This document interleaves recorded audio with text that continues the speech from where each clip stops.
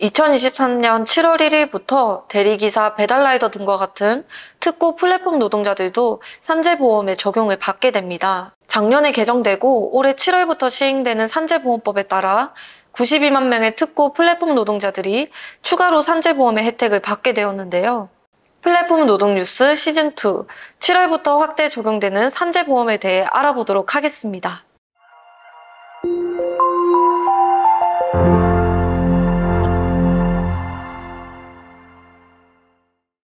20만 명의 대리기사 중 산재 가입이 가능한 숫자는 단 13명. 2020년 한 공중파 뉴스의 내용이었습니다. 이른바 전속성 규정에 가로막혀 일하다 다쳤는데도 보상을 받지 못하는 기가 막힌 일이 벌어지고 있었던 것입니다. 이제 7월부터 시행되는 산재보험법은 전속성 요건을 폐지하는 것을 핵심 내용으로 하고 있습니다. 전속성 요건은 하나의 사업장에 노무를 상시 제공해야만 산재보험을 적용받을 수 있다는 개념을 말합니다. 그간 대리기사, 배달라이더처럼 여러 사업장이나 플랫폼에 등록해 일하는 노동자들이 산재보험에 가입하는 데 방해물로 작용했던 조건이었는데요. 개정법은 전속성 요건을 폐지하고 특고 플랫폼 노동자를 노무 제공자로 규정해 가입 폭을 넓혔습니다.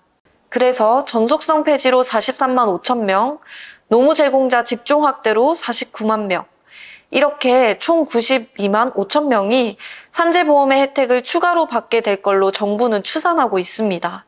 여러 업체 혹은 여러 플랫폼을 이용해 일하는 플랫폼 노동의 특성을 고려했을 때 전속성을 폐지한 개정법의 내용은 만시지탄이기는 하지만 다행스러운 일이라고 할 수 있습니다.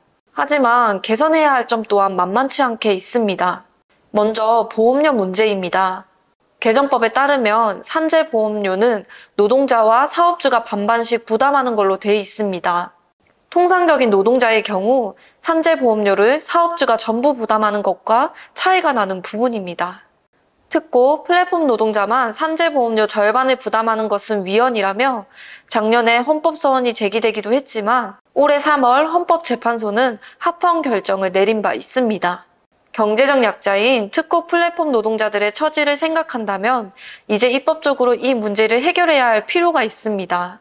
경기도의 경우는 산재보험료의 일부를 지원하는 제도를 시행하고 있는데요. 법률 개정 전에라도 경기도처럼 행정적 차원에서 해법을 모색하는 것도 한 방법일 것 같습니다.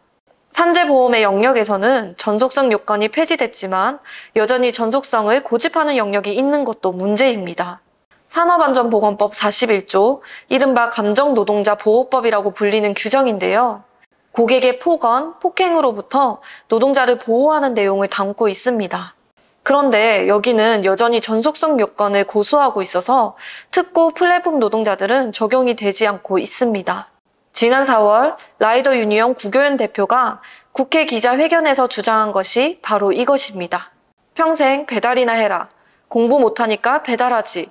등의 갑질이 계속돼 왔다. 배달 노동자에게 감정노동자보호법 전면 적용이 필요하다. 개정된 산재보험으로 더 많은 특고 플랫폼 노동자들이 혜택을 받게 되기를 기대하고요. 미비점들도 개선돼 나가길 플랫폼 노동 뉴스도 관심 가지고 지켜보도록 하겠습니다. 오늘은 여기까지입니다.